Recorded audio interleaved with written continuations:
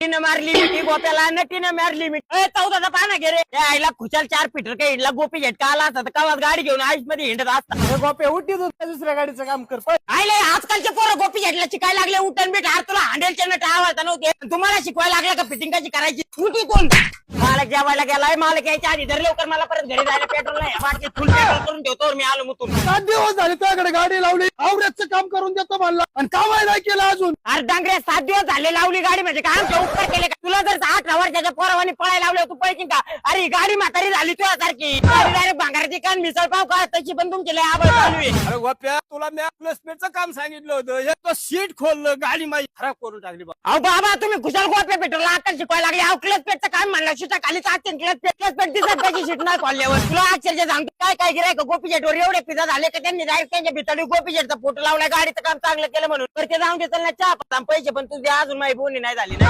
गोप्या आपल्या गाडीत एवढं भारी काम करणार, नादच कोळा झालं पाहिजे. अरे गोप्या पेट्रोलचा अजिबात नांदो करतो. तू ही गाडी आजची खतरनाक करतो ना डायरेक्ट सुद्धा ओव्हरटेक करून टाकीन. तुला अक्षरशः सांगतो दुपारी घरी जेव्हा गेलो आणि तिच्या बोळीतून आजची गाडी घातली तिला धुळसू जाणं दिसून तरी तरी ती माग लोक बघत होती बरं का. हा मम्मी बोल ना.